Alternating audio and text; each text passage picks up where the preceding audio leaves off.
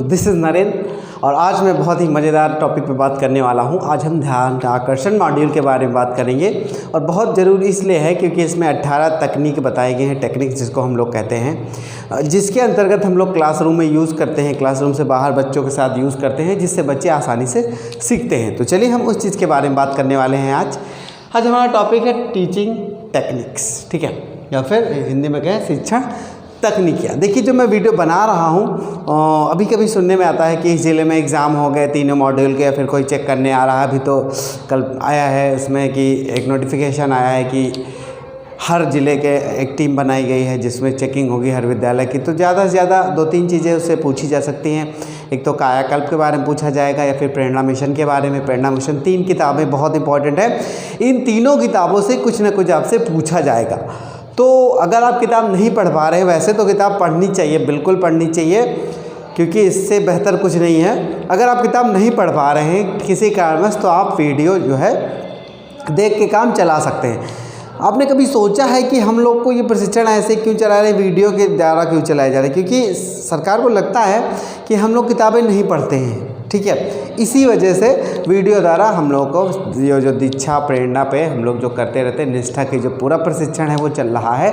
क्योंकि किताबें उस हिसाब से 2 टीचर्स नहीं पढ़ पाते हैं, समय के अभाव या किसी कारणवश, इसी वजह से इस तरह की प्रशिक्षण चलाया जाए। आज तो हम तकनीकों की बात करेंगे। इन तकनीकों का यूज़ करके हम अपने विद्यालय के बच्चों को बहुत अच्छी तरीके से पठन पाठन से जोड़ सकते हैं, उनका विकास अच्छी तरीके से कर सकते हैं, उनका सर्वांगीण विकास कर सकते हैं, और न जाने उनको जीवन में इतना हम लोग मोटिवेट कर सकते हैं वो ज़िंदगी में कुछ ना कुछ कर सकें। तो बेसिक फंडा क्या है टेक्निक का? देखिए, एक एक चीज़ बहुत इंपॉर्टेंट है। अभी जो मैंने प्रश्नोत्तरी बनाई है ध्यान आकर्षण मॉड्यूल की, तो उसमें ये है कि 16 नंबर पे जो कौन सी टेक्निक है, ठीक है, टेक्निक दी गई है, बताया गया किस नंबर पे है। तो ये पूरा सीक्वेंस है, उसको जो है मैंने कुछ तैयार करने की कोशिश की है, और थोड़ा बहुत हो सकता है मिस्टेक हो, कोशिश यही रहेगी कि मिस्टेक ना हो। अगर मिस्टेक होगी तो मैं चाहूँगा आप लोग बताएं, और कोई ना कोई मिस्टेक मैं करूँगा जानबूझ के। अब आप लोग को बताना है कि वो कौन सी मिस्टेक है। एक चीज़ को मैं बिल्कुल क्लियर कर देना चाहता हूँ कि पिछला वीडियो जो मैंने बनाया था शिक्षण संग्रह का बताया था, कि जिसमें मैंने A to Z बताया था, तो मैं बिल्कुल क्लियर करना चाहता हूँ। तो बिल्कुल मैंने नकल नहीं मारी है। एक महाशय ने कमेंट करके कहा कि आपने नकल मारी। मुझे ज़रूरत नहीं है नकल मारने की। मैं चाहूँ तो बोर्ड पे पूरा लिख के पढ़ सकता हूँ, कोई दिक्कत नहीं है। लेकिन मैं ऐसा क्यों करूँगा भाई? इसीलिए नकल मारने की ज़रूरत नहीं है। बहुत सारे मेरे वीडियो हैं जिसमें मुझे शकल दिखाने की ज़रूरत नहीं है, मेरा काम ऐसे भी चल जाता है। लेकिन मैं इसलिए कर रहा हूँ क्योंकि मैं जब खुद कोई चीज़ करूँगा तो आगे भी तभी तो मोटिवेट होगा, ठीक है। चलिए अब बात करते हैं टेक्निक्स के बारे में, जो कि 18 है, ठीक है।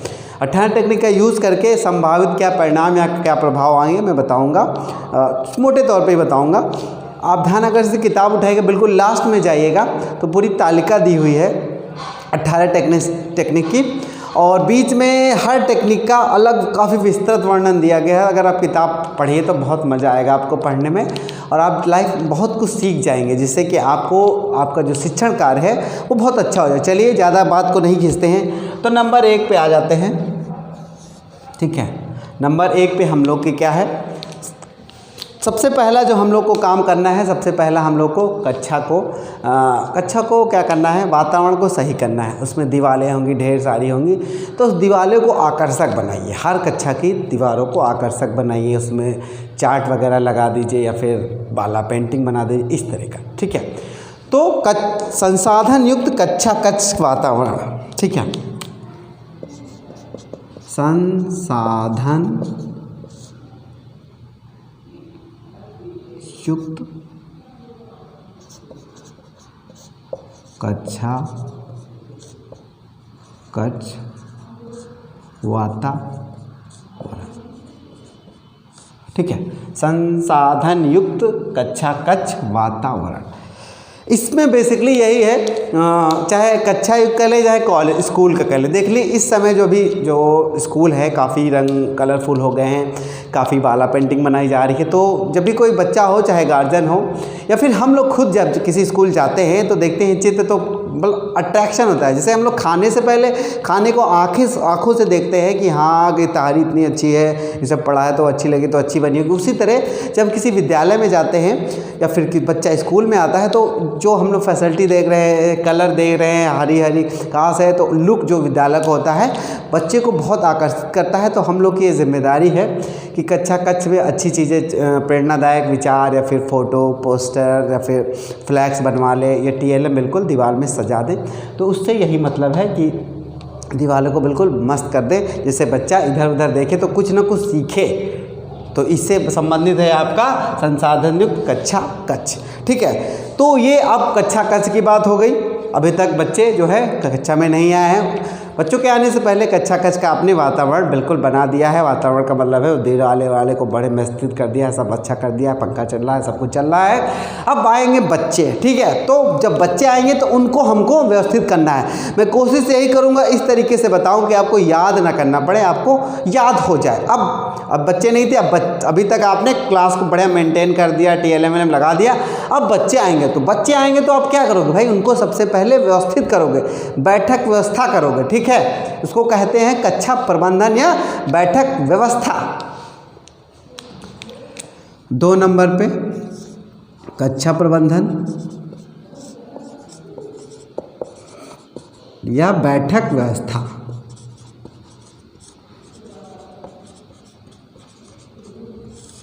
ठीक है, तो बैठक व्यवस्था में हम लोग एक चीज़ मैं बिल्कुल क्लियर कर देना चाहता हूँ, ऐसा कोई भी टेक्निक नहीं है जो हम लोग नहीं यूज़ करते हैं। ठीक है, सारी टेक्निक हम लोग यूज़ कर सकते हैं। बैठक व्यवस्था में हमको लोगों को क्या करना है कि हर बच्चे को ध्यान देना है, ऐसा बैठाना है कि हम लोग को हर बच्चे पे बराबर नज़र रहे।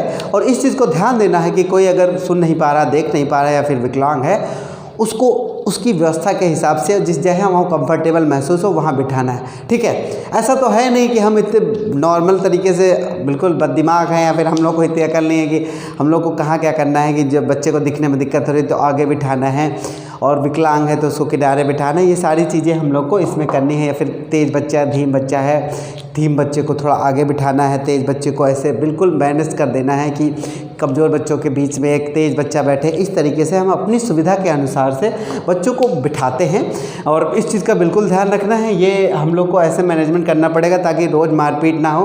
कभी कभी तो व्यवस्था हो जाती है जहाँ मैं पहले पढ़ता था, ठीक है, जो पहले आए वहीं बैठेगा, तो रोज़ मारपीट होती रहती थी। तो हम लोग को इस चीज़ का ध्यान रखना होगा कि बच्चे अपने आप को, जैसे आप डिसाइड कर दीजिए कि हाँ बेटा तुमको यहाँ बैठना है, उससे लड़ाई झगड़ा नहीं होता है। कभी कभी तो बच्चों को लेके ये होता है कि मैं यहाँ बैठूँगा, यहाँ ऐसे बिल्कुल व्यवस्था नहीं है। अब क्या हुआ, आपने एक काम कर लिया, कक्षे को बढ़कर वातावरण बढ़िया मेंटेन कर लिया इस क्लासरूम का। अब बच्चे आ गए, अब बच्चे आएंगे तो क्या होगा, अब तो आप ही आओगे ना, आपको कुछ बोलना होगा ना। तो अब आपको रोचक प्रस्तावना बनानी है। कक्षा मेंटेन, बच्चे आ गए, अब आ गए आप। अब आपको क्या करना है, आपको बढ़िया से आना है, वेलकम होगा आपका। ठीक है, अब बच्चे क्या, अब आइए रोचक प्रस्तावना पे। कहना है रोचक प्रस्तावना। ठीक है, रोचक प्रस्तावना के अंतर्गत हम लोग बेसिकली क्या करते हैं, ऐसे हल्के फुल्के माहौल से कहानी सुनाते हैं, अपनी थोड़ी बहुत आप बीती सुनाते हैं कि आज ये हुआ, ये छोटी मोटी कहानी।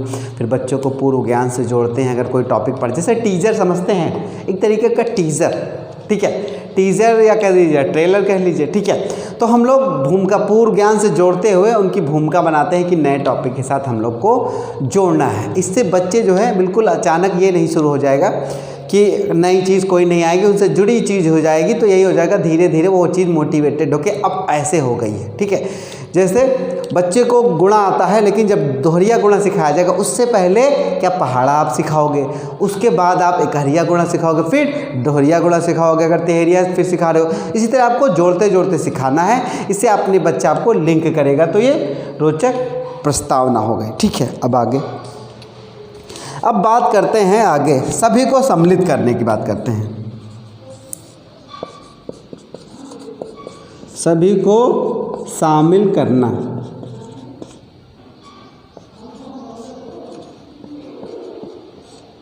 ठीक है, सभी को शामिल करना है हम लोगों को। ऐसा नहीं होना चाहिए कि बच्चे कट जाएं कुछ। अभी जब मैं पढ़ाऊंगा कि टीचर्स को कैसे ग्रेडिंग मिलेगी, उसमें ये है कि केवल सारे बच्चे आपसे पढ़ रहे हैं, इंटरेक्ट हैं, या फिर कुछ बच्चे खेल रहे हैं, कुछ बच्चे कटे हुए हैं, उसकी ग्रेडिंग अलग है। तो मैं जब कभी वो टॉपिक छेड़ूंगा तो उसके बारे में बात करूँ। अब बच्चों को जोड़ना है, यानी सबको शामिल करना है। ऐसा नहीं कि पीछे वाले बातें ही कर रहे हैं, पीछे वाले पता लग रहा है गणित का पीरियड है, पढ़ रहे हैं हिंदी, क्योंकि हिंदी वाले मास्टर बहुत डांटते हैं, फटकारते हैं, पीटते हैं, काम नहीं पूरा होगा। तो इस तरीके का हम लोग को सभी को जोड़े रखना है, और एक ताकि सारा ध्यान आपका आपसे जुड़ा रहे, और जो आप बात कहें वो सुने, और जो वो बात कहें आप सुने। तो इस तरीके से आप क्लासरूम में ही रहें। ऐसा ना हो कि बच्चा सोचता रहे कि कहीं और ध्यान हो, तो ये बच्चे को शामिल करना है। ठीक, अब देखिए, अब आ गए हैं तो बच्चों को क्या देना है। देखिए मैंने फिर गलत बता दिया, आजकल गलत बहुत बता रहा हूँ। ठीक है, आजकल गलत बहुत बता रहा हूँ। रोचक प्रस्तावना के बाद हर वीडियो में गलत है। गलत होने का फ़ायदा ये रहता है, जो मैं गलती करूँगा उसका फ़ायदा ये होने वाला है कि आप लोग उस चीज़ को जान के आप उस चीज़ को ज़्यादा बेहतर तरीके से करोगे। तो गलती क्या है, आप देखिए यहाँ पे आपका आता है TLM। ठीक है, यहाँ क्या आता है TLM। अब जब आप क्लासरूम में आएंगे तो TLM लेके आएंगे। TLM कह सकते हो, ठीक है, शिक्षण अधिगम सामग्री। शिक्षण अधिगम, नीचे लिख दिया सामग्री। शिक्षण अधिगम सामग्री के बारे में बात हो जाएगी। ठीक है, शिक्षण अधिगम सामग्री में कभी चार्ट ले आते हो, अगर आपको पेड़ के बारे में बताना है तो पेड़ ले आते हो, बीज के बारे में बताना है तो बीज ले आते हो। ऐसे कभी कभी थर्माकोल का मॉडल ले आते हो, या फिर फ्लास्क के बारे में बताना है तो वो ले आते हो। अगर ज्योग्राफी में आपको पृथ्वी के बारे में बताना है तो ग्लोब ले आते हो। तो बच्चों का इससे इंटरेस्ट और जिज्ञासा डबल पैदा होती है, और फीलिंग भी अच्छी आती है। तो ये हो गया आपका TLM, बहुत उपयोगी है। चलिए अब आगे हम बात कर लेते हैं, TLM के बाद कर लेते हैं गतिविधि के बारे में। गतिविधि, ठीक है, और रोल प्ले और खेल। ठीक है, गतिविधि, रोल प्ले, खेल और ढेर सारी चीज़ों के बारे में बात करें। देखिए कोई भी चीज़ होता है, मैंने जब ग्रहों के बारे में बताया था तो बच्चों को बिल्कुल बताया था कि कौन सी कक्षा में ग्रह है। अगर मेरा पुराना वीडियो देखना चाहेंगे तो उसमें बहुत तरीके से बताया था, और 50,000 लोगों ने उसको देखा था। तो अगर गतिविधि से कोई चीज़ करते हैं, अगर मैं उन बच्चों को आज भी बुला लेता हूँ, पुराने बच्चे निकल चुके हैं, तो वो बताएंगे कि मैं पृथ्वी बना था, वो मंगल बना था, वो सूर्य बना था। ठीक है, तो ये गतिविधि बहुत ज़्यादा इम्पॉर्टेंट है। तो फिर ये TLM हो गया, गतिविधि होगी। अब आ जाता है नंबर 6 पर, प्रश्न पूछना।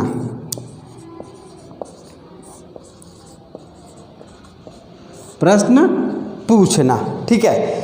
प्रश्न के बारे में अगर आपने गतिविधि कराई है तो उससे जुड़े आप प्रश्न पूछेंगे और बच्चा भी प्रश्न पूछेगा। ठीक है, ऐसा माहौल हम लोगों को देना है कि अगर आप प्रश्न पूछ रहे हैं तो बच्चा जवाब दे। अगर बच्चे को कोई दिक्कत हो तो वो भी हमसे प्रश्न पूछे, तो उसके रिलेटेड हम लोग प्रश्न पूछेंगे। अब नंबर 7 पे आ जाइए।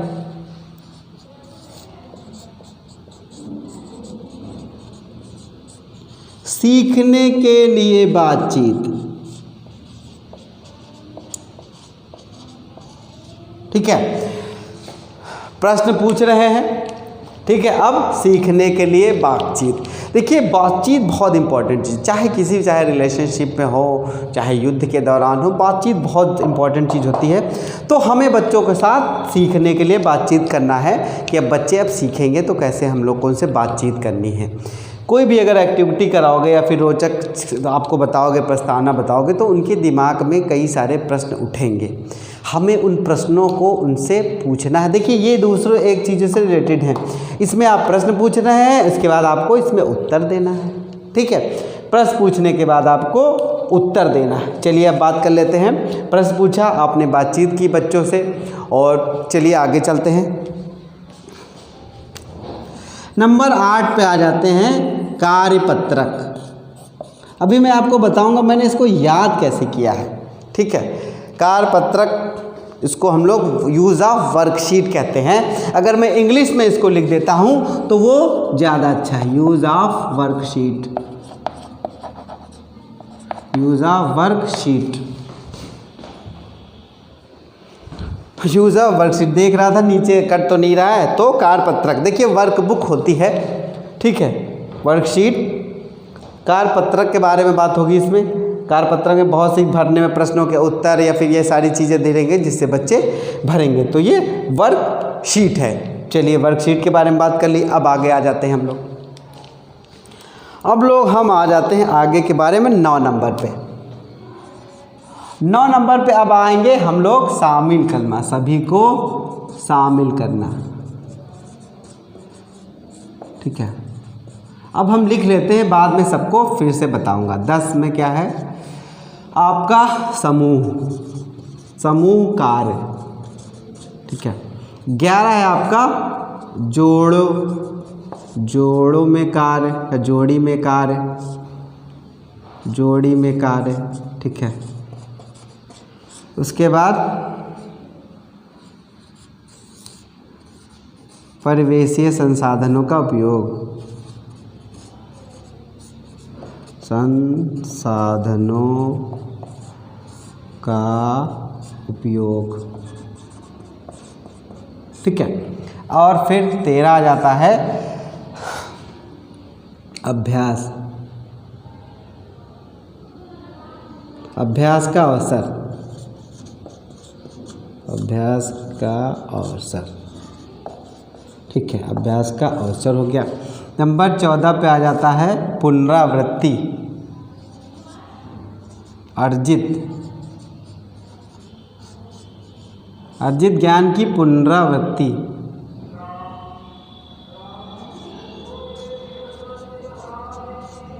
इसको हम लोग कहते हैं रिवीजन, ठीक है, रिवीजन। देखिए हिंदी इंग्लिश मैंने मिक्स की तो मुझे याद होने में दिक्कत नहीं हुई। अब आ जाते हैं, चलिए ऊपर लिख लेते हैं, यहाँ पे 15 में आ जाते हैं हम लोग। आपने ये कर लिया, पुनरावृत्ति कर लिया, अब आपको लेना है क्या, सकारात्मक प्रतिपुष्टि।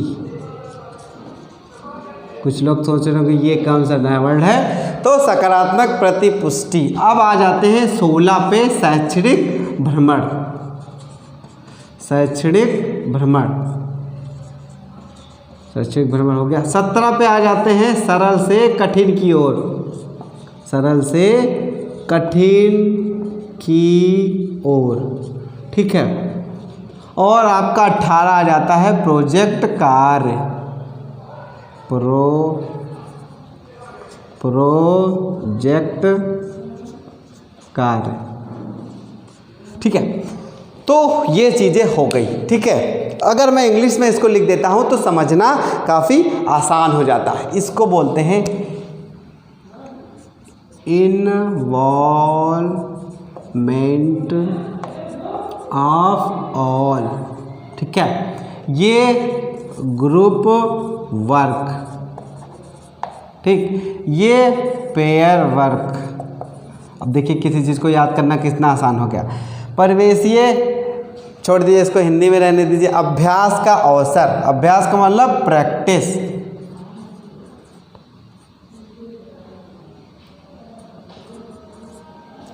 ठीक है। अब पुनरावृत्ति का रिवीजन हो गया। और शैक्षणिक भ्रमण को इसको कहते हैं हम लोग पॉजिटिव फीडबैक, पॉजिटिव फीडबैक, ठीक है। और चलिए अब हम बात कर लेते हैं आगे। इसके बारे में तो हम लोग को बताना है, सभी को शामिल करने के बारे में जो मैंने मिस्टेक की थी। देखिए मैं मिस्टेक चाहूँ तो एडिट करके हटा सकता हूँ, पर हटाऊँगा नहीं। इससे ये फ़ायदा होने वाला, जो मैंने गलती की वो आप पे फोकस ज़्यादा ध्यान देंगे, ठीक है। तो मैं उसको बिल्कुल नहीं हटा रहा हूँ। अब हम बात करते हैं समूह में कार्य, यानी कि ग्रुप पर। कभी कभी हम लोग को छोटे छोटे 3 से 5 लोग का ग्रुप होगा तो ज़्यादा बेहतर रहेगा। ग्रुप कार्य कराने से फ़ायदा ये होता है, आपस में जो तालमेल होता है वो बहुत बेहतर तरीके से हो जाता है। कि हम लोग बहुत सारी चीज़ें नहीं बता सकते, हो सकता है एक बच्चे को अच्छे से आ गया हो, दूसरे को अच्छे से नहीं आया होगा, तो आपस में बातचीत करके आसानी से टॉपिक को समझ सकते हैं। अगर हम लोग को कोई जैसे चार्ट बनाने का कभी कभी काम हम लोग दे देते हैं, तो एक जैसे 3 लोग या 4 लोग को एक चार्ट दे दिया है, तो वो आपस में तालमेल बिठा के वो काम को मेंटेन करते हैं, तो उससे आपस में उनकी फ्रेंडशिप, उनकी बाउंडेशन और कैसे ग्रुप में काम करना है वो एक करते हैं। पर्सनालिटी डेवलपमेंट बहुत अच्छे से होता है, तो ये बहुत इंपॉर्टेंट होता है। अब जोड़ी में कार्य, पेयर मतलब कार्य, कभी कभी हम लोग कोई चीज़ जोड़ी में देते हैं कि 2 लोग को करना है इस तरीके से, उसमें भी हम लोग जोड़ी के रूप में कार्य कर सकते हैं। अभी मैं बताऊंगा मैं कैसे इसको याद कर पाया, ठीक है। चलिए आगे चलते हैं। परिवेशीय संसाधनों का उपयोग। कभी कभी जो हम लोग पेड़, आसपास तो खेत ही हैं ज़्यादातर, स्कूलों के ग्रामीण की बात हो रही है, तो मान ले पेड़ों के बारे में बताया है, तो एक सरसों का पौधा ले लिया, निःशुल्क है, कोई भी पैसा नहीं लग रहा है, सरसों का पौधा ले लिया, होता है फूल है, पत्ती है, जड़ है। कभी कभी तो कई जड़ें, गांव में तो बहुत सारे पेड़ पौधे होते हैं, तो जड़ें बताया, अगर जड़ों के प्रकार के बारे में बताना है तो ये बता सकते हैं। ऐसे ही हम लोगों को मतलब बिल्कुल पैसा कम लगे, बच्चों के जरिए या फिर किसी और चीज़ के ज़रिए हम लोग चीज़ों को यूज़ कर सकते हैं। मिनिमम पैसा खर्चा करके हम लोग परिवेशीय संसाधनों का प्रयोग करके अच्छे से अपने शिक्षणकार को बता सकते हैं। अभ्यास का अवसर, ठीक है। अभ्यास का अवसर, चाहे गणित हो चाहे कोई चीज़ हो, हर चीज़ को प्रैक्टिस बहुत ज़रूरी होती है, ठीक है।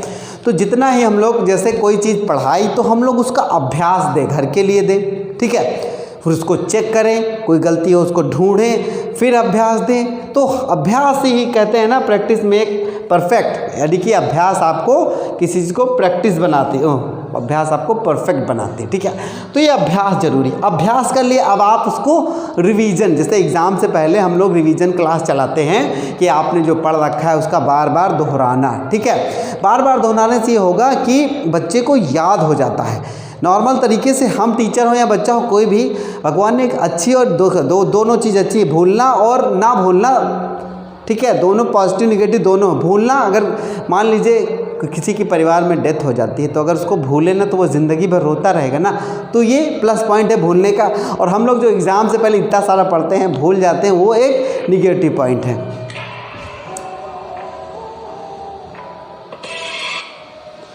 तो वो उसका निगेटिव पॉइंट, ठीक है। अब हम लोग का रिवीजन की बात होगी कि रिवीजन क्या होता है। रिवीजन से जो बच्चे नहीं पढ़ पाते उस समय, जैसे हम लोग पढ़ा रहे हो, कहीं ध्यान में अनुपस्थित हो, रिवीजन से फिर जुड़ जाते हैं चीज़ें, और जो फंडामेंटल चीज़ें नहीं हमें भूल गए हैं, फिर कोई कन्फ्यूजन हो तो थोड़ा बहुत रिवीजन से दूर हो जाता है। तो ये आपकी चीज़ें हो गई।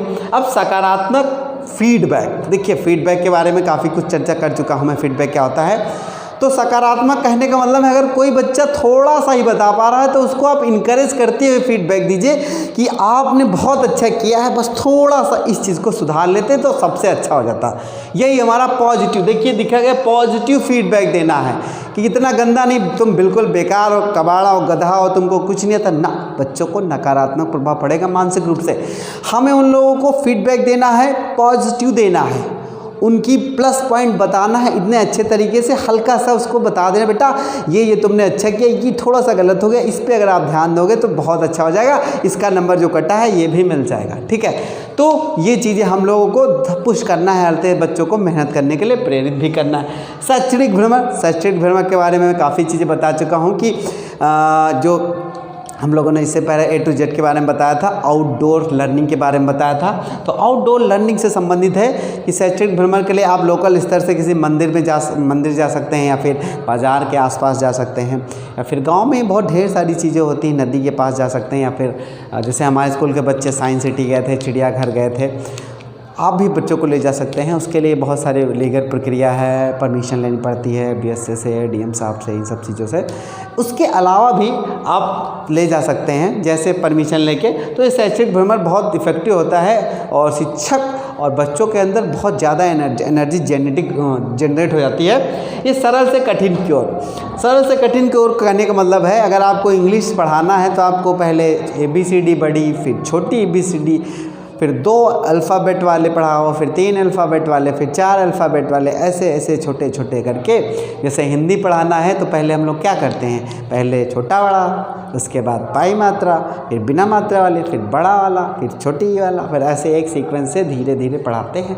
उसी तरीके से हम लोग को सरल से कठिन की ओर ले जाना है, तो हमको जिससे बच्चे जो हैं जुड़े रहेंगे और कोई चीज़ कठिन नहीं लगने वाली। प्रोजेक्ट कार्ड के बारे में बता देते हैं बच्चों को। जैसे अभी हम चार्ट के बारे में दिया था, ठीक है, कि हम लोग आप लोग को ये चार्ट बनाने लाना है। जब कभी वाइवा टाइप में होता है बच्चों का, हम लोग गृह शिल्प में या खाना बनाने का जो होता है, बच्चे खाना बनाते हैं, लड़कियां जो खाना बनाती हैं, वो प्रोजेक्ट कार्ड में लेता है कि बच्चे कैसे मैनेज कर रहे हैं अपने काम को, या फिर चार्ट बनाने वाला बता ही चुका हूँ, प्रोजेक्ट कार्ड में के रूप में हो जाता है। या फिर कोई साइंस से रिलेटेड कोई चीज़ हम लोग बनवाते हैं स्कूल में, तो फिर ये प्रोजेक्ट कार्ड, जैसे बड़े बच्चों में तो होता ही, छोटे बच्चों में बहुत सारे कभी कभी हम लोग कहते हैं मिट्टी के खिलौने बना के ले आओ, ये भी एक टाइप का प्रोजेक्ट कार्य हो गया, ठीक है। कभी कभी हम लोग हार्बेरियम फाइल की तरह कह देते हैं कि अच्छा ये इस के पत्ते आप कापी में चिपका के लाओ, तो इस तरीके से हम लोग प्रोजेक्ट कार्य के रूप में कर सकते हैं। अब हम आपको कोशिश करूँगा मैंने जैसे याद किया है वो आपको बताऊँ, ठीक है। 18 प्रोजेक्ट कार्य है, इसमें कोई नहीं है सरल से कठिन। देखिए मैंने इसको क्या किया है, 7 से 16, 7 से शैक्षणिक, ठीक है, शैक्षणिक 16 पे क्या है, शैक्षणिक भ्रमण, 17 सरल से कठिन की ओर, 17 सरल से कठिन की ओर। तो ये दोनों याद हो गए, ठीक है। देखिए ये है 15, ठीक है, 15 को मैंने कैसे भी करके 5 कर दिया फीडबैक से, ठीक है, ऐसे कर दिया 15 और ये 5 से ये फीडबैक को मैंने ले लिया, ठीक है। 15 फीडबैक, फीडबैक एक वर्ड में है, पूरा याद नहीं करना, फीडबैक है, ठीक है। तो ये 15 से फीडबैक ले लिया, ठीक है। अब आगे देखते हैं, यहाँ पे 9 को तो मैंने कुछ याद नहीं किया है, 9 को, ठीक है, इन्वॉल्वमेंट ऑफ आर, इसको मैंने हाँ याद किया था जब मैंने किया 9, ठीक है, तो ये इन आया 9 और ये इन्वॉल्वमेंट, ठीक है, 9 से इन्वॉल्वमेंट ले लिया। देखिए आपका टेक्निक अलग हो सकता है, मैं अब बता रहा हूँ जैसे मैंने याद किया, ठीक है। फिर 10 से ग्रुप, देखिए ये एक टाइप का ग्रुप है, ठीक, ये एक टाइप के ग्रुप बनाते हैं, 10, ये 20, 30, तो ये टाइप का ग्रुप है। तो मुझे पता चला कि 10वें पे ग्रुप के बारे में बात होगी, समूह के बारे में, ये मैं बता रहा हूँ अपना कैसे याद कर लिया, ठीक है। अब जोड़ी के बारे में, आप अगर 11 का पहाड़ा के बारे में बात करें तो 11 आता है, और फिर 22 आता है, फिर 33 आता है, तो एक तरह का पेयर के रूप में ये काम कर रहे हैं। तो मैंने इसको याद कर लिया कि अच्छा ये पेयर के रूप में है, तो ये 11 नंबर पे, ठीक है। परिवेशीय वाला 12, मैंने कोई हार्ड एंड फास्ट रूल नहीं लिया, इसको तो याद ही कर लिया। फिर प्रैक्टिस, इसका भी वैसे मैंने कुछ नहीं याद किया, इसको मुझे याद हो गया क्रम से। फिर 14 से मैंने 4 और रिवीजन, ठीक है, 14 से 4 रिवीजन, 14 रिवीजन, मैंने उसको रिवीजन से कर लिया। अब आगे चलते हैं। इस चीज़ को तो मैंने इस तरीके से याद किया है कि सबसे पहले क्या करना है, सबसे पहले आपका कच्चा कच्छ इस अच्छे से मीडिया मेंटेन हो, प्रिंट रिच हो। जो अभी आए हैं बेसिक में काफ़ी 92 आए हैं, 4 टाइप के, जिसमें विद्यालय में चिपकाना है, ठीक है। तो ये प्रिंट रिच होना चाहिए आपका क्लास। उसके बाद क्लास सज गई, अब आपके क्या आएंगे बच्चे। जब बच्चे आएंगे तो आपको सेकंड नंबर पे क्या करना है, उसको अच्छे से बैठाना है, ठीक है। जब बच्चे आपके बैठ गए तो टीचर आएगा, बात करेगा, तो उसको रोचक प्रस्तावना देनी है, ठीक है बच्चा, ठीक है।